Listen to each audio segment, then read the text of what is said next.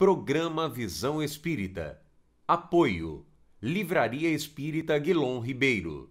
Há 50 anos divulgando o livro e a doutrina espírita.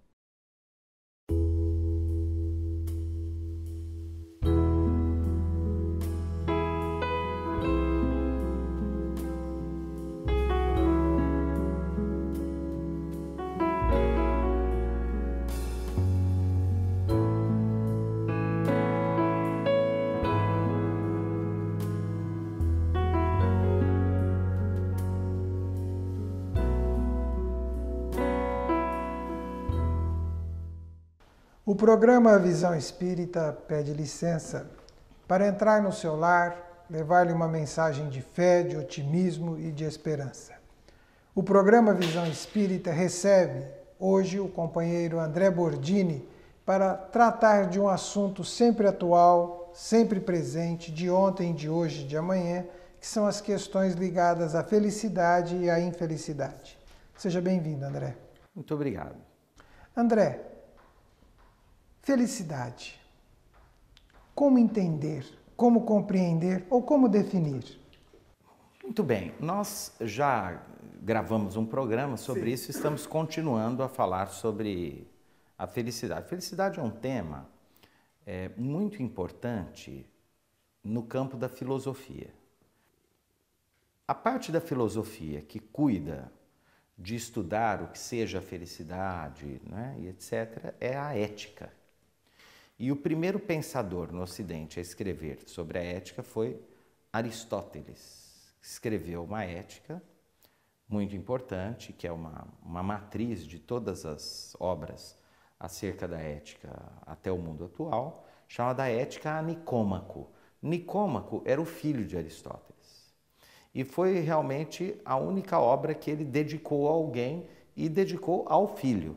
Então, se acredita, até do ponto de vista simbólico, que Aristóteles era um sujeito que confiava no futuro, né? Ele dedica essa obra, quer dizer, esse conteúdo que ele chamou de ética, ao filho, quer dizer, à geração seguinte, naturalmente acreditando que o filho passaria para os netos e etc., né? Então, a questão da felicidade é uma questão que empolga já há muitos séculos o pensamento humano. Para Aristóteles, e na mesma congruência com Platão e Sócrates, etc., a maior felicidade possível ao homem é o exercício da filosofia e do pensamento. Então, para ele, ser feliz era ser livre o suficiente para pensar.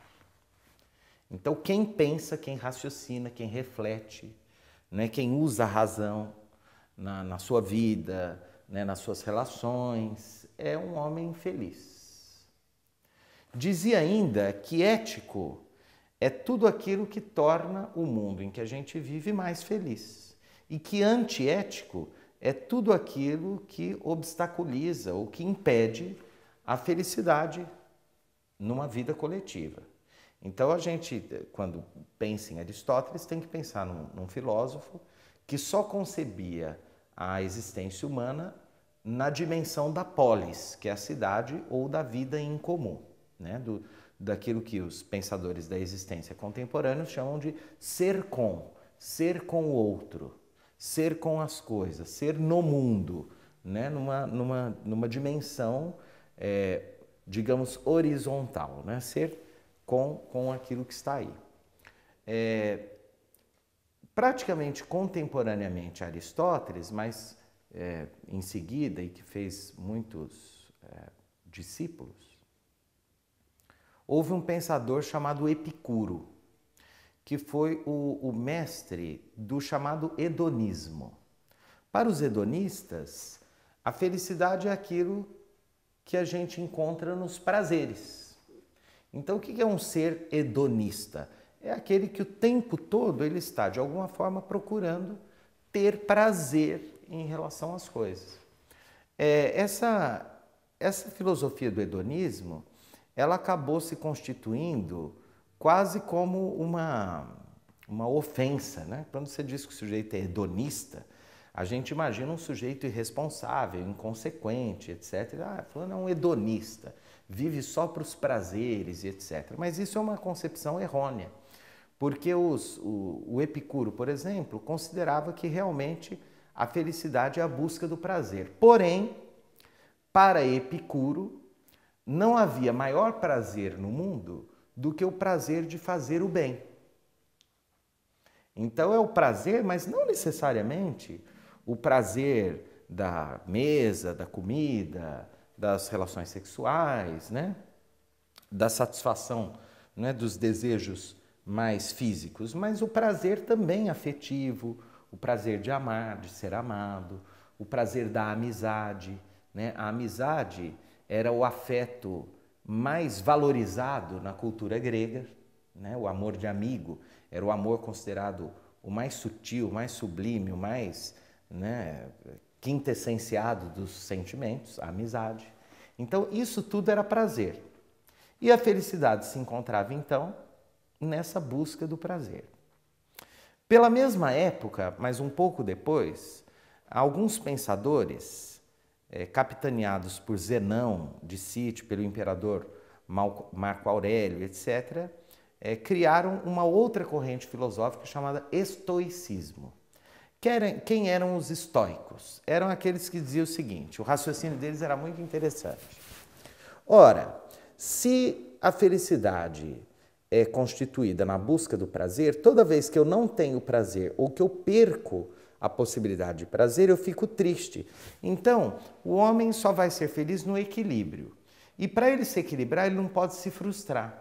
E para ele não se frustrar, ele não pode ter prazer. Então, a melhor maneira de ser feliz é não ter prazer nenhum. Né? É ficar numa situação, né, de abrir mão, de abdicação dos prazeres. Então, o que é uma vida estoica? É uma vida caracterizada pela modéstia, pela aceitação, pela simplicidade, né? pelo apuro minimalista da existência, de certa forma. Então, eu abro mão, eu já nem busco nada, que é para não me frustrar e para não ter sofrimento. Então, ser feliz era não ter sofrimento. E a melhor maneira de não ter sofrimento é não ter nada, porque eu não perco, não tenho esse risco e sou feliz. Em meio a esse grande duelo histórico no campo da filosofia entre hedonistas e estoicos, surge o cristianismo. E um cristianismo que herda alguns elementos da filosofia grega, alguns elementos teológicos do judaísmo, mas em cuja prática vai encontrar, nos primeiros séculos do cristianismo, uma identificação muito grande com os estoicos. Então, os primeiros grupos, por exemplo, de cristãos eremitas que vão viver sozinhos no deserto, meditando, orando, etc., na verdade são estoicos ou neo-estoicos que se tornam cristãos. No cristianismo, em seguida a divulgação dos evangelhos, que eram muitos, etc., o primeiro teólogo a tratar dessa questão foi Santo Agostinho, nas suas Confissões e depois numa obra memorável no campo da filosofia chamada Cidade de Deus.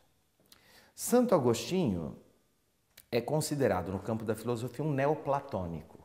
Então ele pega a filosofia de Platão, do mundo das ideias e tal, e faz um amálgama do platonismo com o cristianismo, né, dos primeiros séculos. E ele vai ser este que vai dizer, né, aliás, é uma frase que todo mundo conhece, né, que o inferno está cheio de boas intenções, né?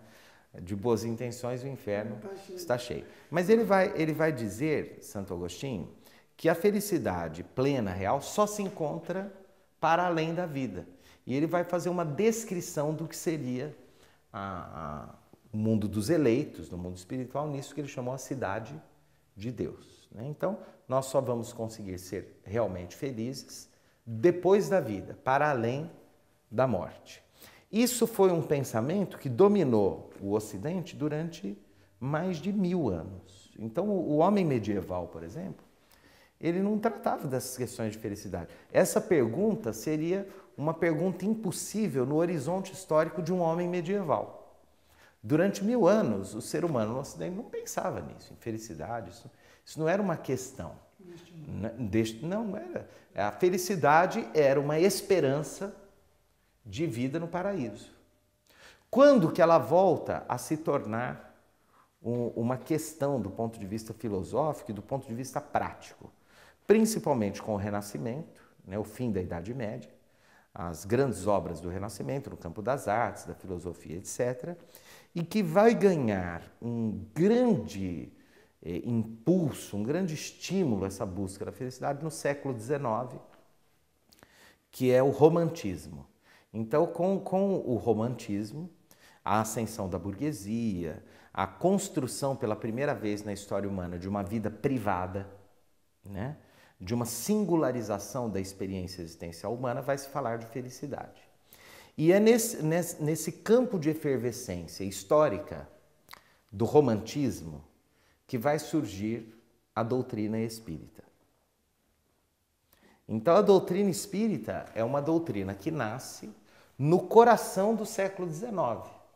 Vamos imaginar que a publicação de O Livro dos Espíritos se dá, né, a 18 de abril de 1857, quer dizer, exatamente no meio do século XIX, no apogeu do pensamento romântico, né, numa época de Goethe, de Victor Hugo, de George Sand, de Frédéric Chopin, né, que tinha tido um Beethoven, né? Então, assim, nós temos uma efervescência cultural muito grande e que questões como essa, como a felicidade, inclusive a felicidade no amor, né? O encontro de um ser amado, de uma alma gêmea, a construção de uma família, né? A possibilidade de ascensão social, né? A partir da ascensão da burguesia, né? Nós vamos ter a doutrina espírita. Por que Kardec faz essa pergunta? Porque era uma pergunta própria de seu tempo. Então, historicamente, a felicidade é um tema que vai ressurgir com grande força no século XIX, que é a época de Allan Kardec. Qual é a resposta para ela? Não há resposta para ela. Como é que nós, espíritas, e como Kardec, né? Porque nós vamos estudar o Livro dos Espíritos, né? No livro 4 tem esse conceito de felicidades e infelicidade, é um estudo que Kardec faz. Como nós espíritas tratamos esta questão da felicidade? Para nós espíritas, nós não somos diferentes de nenhum ser humano. Todos nós queremos ser felizes, né?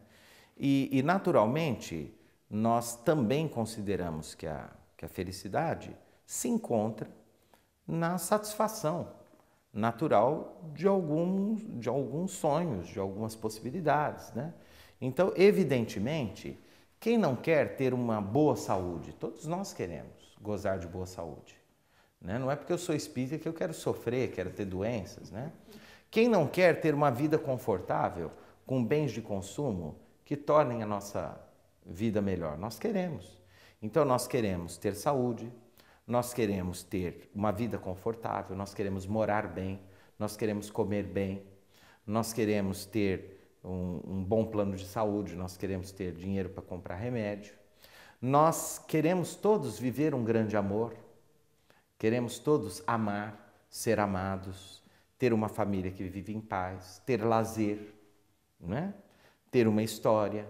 O que diferencia, então, para um espírita, não é? E eu chamo aqui o espírita, não necessariamente o frequentador do centro espírita, mas aquele que conhece o espiritismo, as suas matrizes teóricas e acredita confiantemente, tem a convicção de que essas matrizes fazem um sentido para a compreensão da nossa existência. E quando eu falo de compreensão da nossa existência, é usar essas matrizes teóricas do Espiritismo como uma bússola, né, para a vivência do problema do ser, do destino e da dor, né? O que nós somos, por que nascemos, por que aqui estamos, para onde vamos, né? Então, assim, o que vai diferenciar o sujeito que acredita nos postulados espíritas e que procura vivenciá-los na sua intimidade, na sua consciência.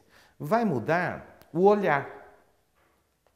Então, ele até pode ter todas essas coisas, mas ele entende que essas coisas são do mundo, que elas são efêmeras, que elas não podem ser um fim em si mesmas, que elas são instrumentais, que elas são ferramentas, que elas são mediadoras, né, de um destino superior.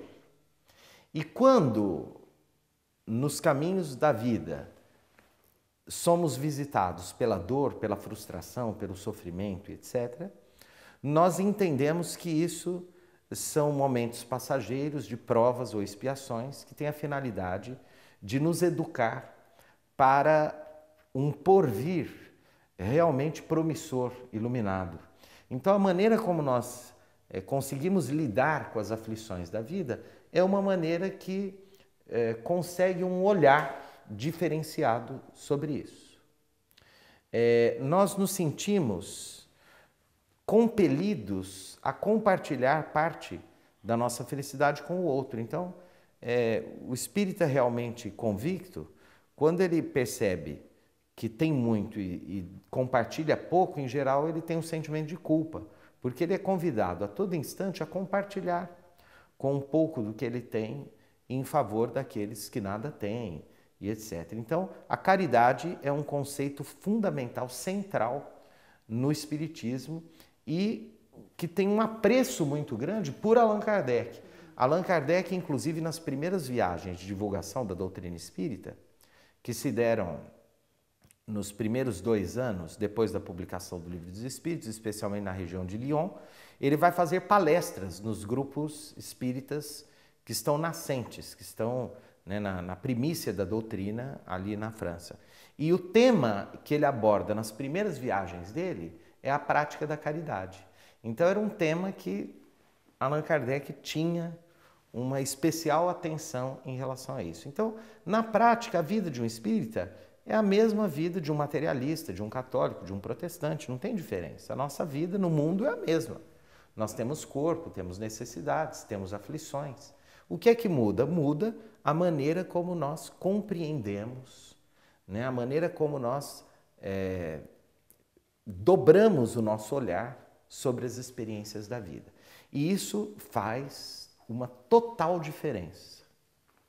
Não porque nos livre das aflições, mas porque nos conforte e nos apresente uma esperança de consolações futuras, entendendo o sentido dos nossos sofrimentos no dia a dia. Ainda entrando no sofrimento como uma questão de infelicidade, né? Mas agora entrando numa situação de que tem um dito popular, né? Acho que é mais ou menos assim, uns muito têm, outros nada têm. Né? Como entender isto numa ótica, na nossa condição de filhos de Deus, somos todos iguais, né? Ninguém tem mais, ninguém, perante Deus somos todos iguais. Como isto afeta diretamente esta relação de felicidade e infelicidade? Para nós espíritas, ou a reencarnação existe ou Deus não existe. Porque sendo Ele todo amor, todo justiça e misericórdia, ou os sofrimentos humanos, inclusive as grandes diferenças sociais, têm uma razão de ser, têm uma origem, têm uma matriz construtora desse sofrimento, ou Deus não existe. Ou se Ele existe, Ele é um Deus que não tem nada de amor, que é um sádico que se diverte com o sofrimento de suas criaturas aí. Então, para nós espíritas, naturalmente essas diferenças, esses grandes sofrimentos são produtos de uma humanidade que está aí há milhares e milhares e milhares de anos, construindo a sua própria infelicidade no exercício do seu livre-arbítrio. Então somos, enquanto coletividade, espíritos que fazem escolhas e que podem construir o céu ou o inferno que vão habitando no próprio planeta. Nós temos, inclusive, a opção livre de destruir o planeta. Nós estamos vendo aí, né, os líderes mundiais, os Estados Unidos, a Coreia, a China, etc., ameaçando a humanidade com a possibilidade de uma guerra nuclear, com ogivas nucleares muito poderosas, muito destruidoras. Agora, nada nos obriga a isso. Isso é uma opção consciente da humanidade, né? E esses homens lá estão porque eles são a expressão da nossa vontade, nós os elegemos, etc., os conduzimos a esses postos e fazem escolhas que podem gerar sofrimento ou plenitude, né? Coletivamente. Mas acreditamos também na lei de evolução. Quer dizer, quanto mais nos libertarmos do egoísmo e do orgulho, e quanto mais nos devotarmos à fraternidade, ao amor ao próximo, à humanidade em si mesma, isso tende, com o tempo, a criar um mundo de regeneração que poderemos habitar também. Está nas nossas mãos. Eu gosto muito de uma frase do Woody Allen, do diretor de cinema, que ele diz assim: Deus existe, ele só não quer se envolver. E é verdade, quer dizer, ele nos entrega a nós mesmos, nos dando as condições sublimes do mundo, as condições que estão aí, um mundo maravilhoso, com uma natureza maravilhosa, com uma água pura, com possibilidades de cultivar o solo, de explorar os seus metais, né? Com inteligência para fazermos escolhas, com múltiplas possibilidades de construir uma vida muito boa. O que nós fazemos com isso? Nós construímos a nossa infelicidade. Então, nós acreditamos que são processos reencarnatórios que estão demorando a se solucionarem em função das escolhas equivocadas do ser humano e que não precisam ser necessariamente religiosas, não poderiam ser simplesmente éticas e inteligentes. Porque eu não preciso, para ser bom, ser religioso. Eu posso ser bom e eu posso ser muito mal em nome da religião. Então, assim, são escolhas éticas equivocadas da humanidade que conduzem, historicamente, a essas situações de calamidade, de grandes diferenças sociais. Falando em diferenças sociais, nós vamos falar de civilização. A pergunta 925 de O Livro dos Espíritos: a civilização, criando novas necessidades, não é fonte de novas aflições? A expressão civilização é uma expressão latina. Então, o que é civilizado? É aquilo que está congruente, que está coerente com os valores, não só filosóficos, culturais, mas também os hábitos que os romanos construíram, que se acreditavam serem os melhores hábitos. Então, o que é civilizado? É aquilo que é mais bonito, que é bom, que é mais, quem melhor tratou essa questão no século XX foi Freud. Freud escreveu um livro muito interessante, um clássico, chamado O Mal-Estar na Civilização. Ele escreveu esse livro em plena ascensão do nazismo na Europa. E o que era a ideia do nazismo? O nazismo pretendia, historicamente, construir uma humanidade absolutamente civilizada. E o que era civilização para Hitler, para o nazismo? Era um mundo caracterizado pela sanidade.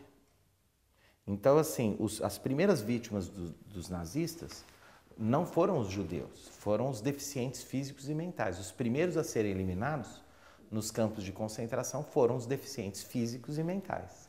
Então ele queria uma sociedade saudável, de gente que não tem doença, que não tem deformidade, que não tem defeito. Depois ele queria pessoas que, segundo o nazismo, eram moralmente perfeitas também. Aí foram os gays, foram os ciganos, foram os negros, foram os judeus, tudo aquilo que era considerado como imoral, ou sujo, ou pernicioso.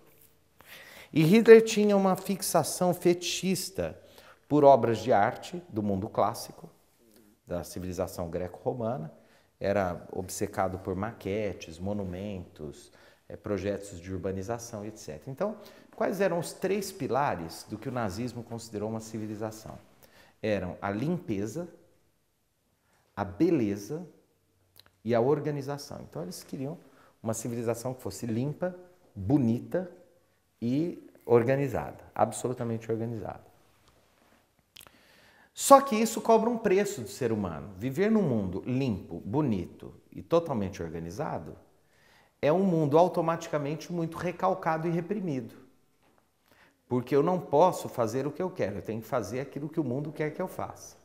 Então, o preço que eu pago para viver num mundo absolutamente civilizado é o desenvolvimento da neurose, que são os nossos recalques, etc. Bom, contemporaneamente, quem trata dessa questão com muita propriedade é um pensador, um sociólogo polonês chamado Zygmunt Bauman, que escreveu uma obra de referência sobre o Freud, que é o mal-estar na pós-modernidade. Então já é uma resposta ao livro do Freud. Bom, então o que ele vai dizer? Que depois da Segunda Guerra Mundial e o mundo contemporâneo, totalmente fragmentado, etc., é caracterizado por uma busca alucinada de felicidade e liberdade. Só que para a gente conseguir ser feliz e ser livre, o homem contemporâneo, ele precisa abrir mão de ser limpinho, de ser saudável e de ser organizado. Então, assim, o preço que eu pago para tentar ser feliz é não obedecer essas regras engessadoras de uma civilização pretensamente perfeita. Então, hoje, a gente casa, descasa, né? Isso não é um problema. O sujeito pode ser gay, pode ser hétero, pode ser bi, pode ser trans, pode ser budista, pode ser católico, pode ser espírita, pode ser materialista. Quer dizer, nós vivemos uma grande fragmentação no exercício de nossa liberdade, que de certa forma é uma maturidade da humanidade, né? essa possibilidade de escolhas, mas ao mesmo tempo que cobra um preço muito alto. Né? Então, o que seria realmente para nós espíritas, nesse complexo cenário de fragmentação, um mundo civilizado?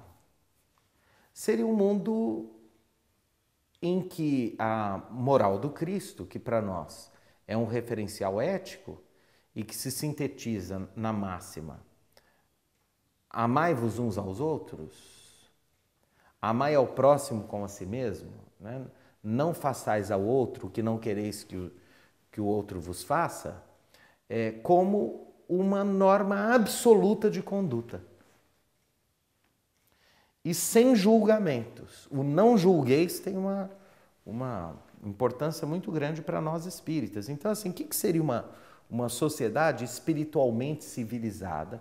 Uma sociedade fraterna, justa, em que as pessoas sejam generosas, boas, humanas, compassivas, que a compaixão alimente as nossas iniciativas, os nossos atos, e dominada pela lei do amor. Né? Que ama e não cobra, não espera, né? Que dá conta de cuidar do mundo, da natureza, né? Do meio ambiente, das crianças, dos idosos, dos doentes, né? Com muita competência. E isso parece-me, nesse momento, uma quimera. É algo meio utópico. Né? O que é utopia? A utopia é um conceito que quer dizer, é algo possível, mas improvável. Então, pelo andar da carruagem, creio que nós teremos ainda muitos séculos para conseguir conquistar isso que seria uma civilização espiritualmente meritocrática, não religiosamente meritocrática, mas ética e espiritualmente meritocrática. Né? Então, realmente coordenada, governada por aqueles que têm altura ética para nos conduzir como líderes, que nós olhemos e admiremos. O verbo admirar é muito interessante, né? Porque mirar quer dizer olhar, admirar quer dizer olhar junto a. Então, quando eu admiro, eu olho na direção de alguma coisa. E olhar na direção de alguma coisa é ter alguma coisa ou alguém como um farol que me ilumina, que extirpa as sombras à minha volta e me mostra um caminho. Para nós, esse farol é Jesus, nosso modelo, nosso guia, e uma civilização realmente evoluída, iluminada, seria uma civilização que realmente vive e pratica a moral cristã. André, nós te agradecemos por esta conversa, por estes inúmeros esclarecimentos sobre felicidade e felicidade. Até o nosso próximo Visão Espírita.